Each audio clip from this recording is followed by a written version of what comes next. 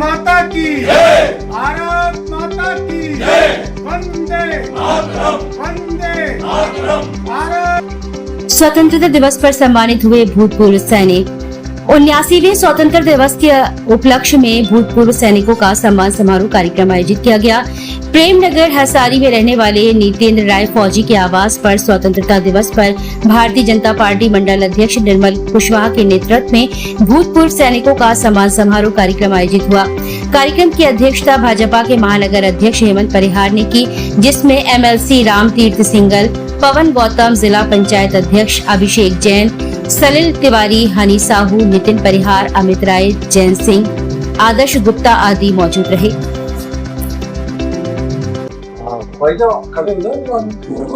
हम सभी लोग प्रत्येक वर्ष जो है हर घर तिरंगा अभियान IT का एक कार्यक्रम है, उसके तहत हमने कई कार्यक्रम उसमें किए, जिसमें कि तिरंगा यात्राएं हमारी निकली महानगर में।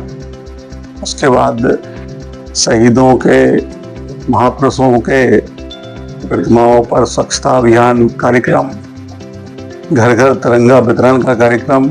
उसी क्रम में आज और इससे पहले भी हमने सैनिकों के आवास पर जाकर, घर पर जाकर उनको सम्मान करने का काम किया।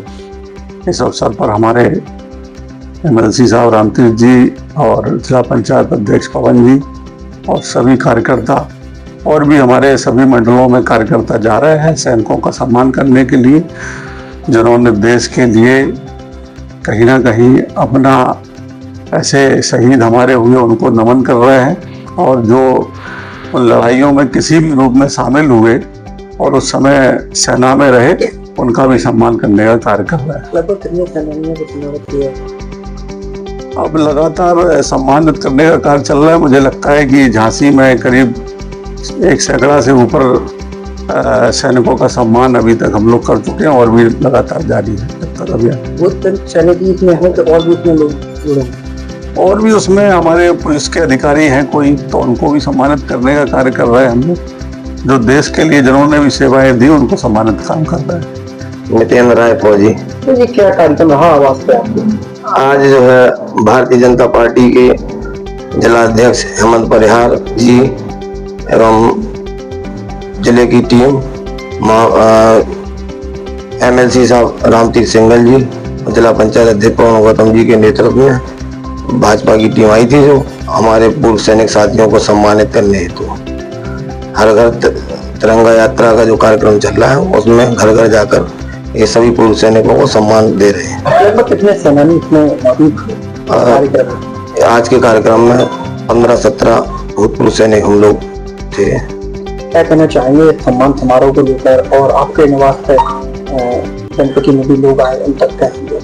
मैं सभी जनप्रतिनिधि लोगों का और भारतीय जनता पार्टी का धन्यवाद देता हूं कि हमारे पूर्व सैनिक साथियों का घर घर जाके सम्मान कर रहे हैं, जिससे पूर्व सैनिक साथी भी एवं वर्तमान जो सेना है, सैनिक लोग जो देखते हैं तो अपने आप को गर्वित महसूस कर रहे हैं। जिले में लगातार आपके द्वारा की गए कार्यों की सराहना हो रही है, उसको लेकर भी क्या कहना चाहेंगे? अब ये तो सब प्रभु की कृपा है, जब तक जीवन है तब तक। मैंने पूर्व में भी कहा है कि पिताजी के आशीर्वाद से सामाजिक कार्य करने का जो सौभाग्य प्राप्त हो रहा है, ये निरंतर चलता रहेगा जब तक जीवन है तब तक। तो जो पहले सम्मान समारोह भी है, उसको आगे किस तरह बढ़ाने की प्रयास रहेगा आपका सैनिकों का? अब सैनिकों का, हमें सैन्य मेरा परिवार है, सैनिक साथी जितने भी हैं सब मेरे भाई हैं, और उनका मैं हमेशा ये चाहता हूँ कि जो भी कार्यक्रम होते हैं तो उसमें बढ़ चढ़ के वो भाग लेते हैं और आगे भी लेते रहें। जैसे आगे अभी 6 दिसंबर को 4था सामूहिक विवाह सम्मेलन होने जा रहा है, उसमें बढ़ चढ़ के भाग लें। और बाकी कोई हमारे सैनिक साथियों के टच में कोई लोग हैं जो वाकई असहाय लोग हैं, जिनकी शादी करनी है, तो वो संपर्क कर सकते हैं, अपने रजिस्ट्रेशन करा सकते हैं। निःशुल्क शादियाँ हो रही। कैसा लग रहा है, क्या कहना चाहिए? इनके द्वारा जो कार्य मेरे आज हुआ यहाँ पर बहुत ही सराहनीय है, और ऐसे में सैनिकों का मनोबल बहुत ऊंचा होता है। साथ साथ जो सेवानिवृत्त होके आते हैं तो हमें ऐसी प्रेरणा मिलती है कि हमें भी देश के प्रति और पार्टी के प्रति आभार व्यक्त करते हैं कि हमें ऐसा मौका मिला।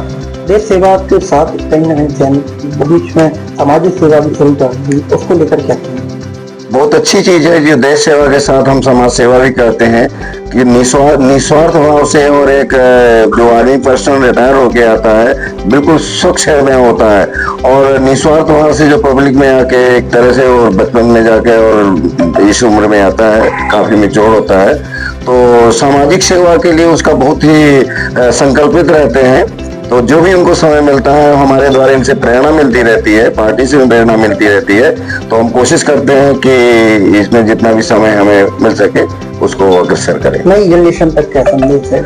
नई जनरेशन को संदेश यही देना चाहते हैं कि जो बुजुर्ग हैं और भूतपूर्व सैनिक हैं, जो आजकल सैनिक आ रहे हैं, उनसे बैठ के थोड़ा 2 मिनट का समय बहुत कम मिल पाता है उनके निकाल के, और उनसे प्रेरणा लें कि देश पे पहले क्या था अब क्या है, और राजनीतिक नेतृत्व कैसे चल रहा है उस पर विश्लेषण करके देश को आगे बढ़ाने के लिए सकारात्मक कदम उठाएं।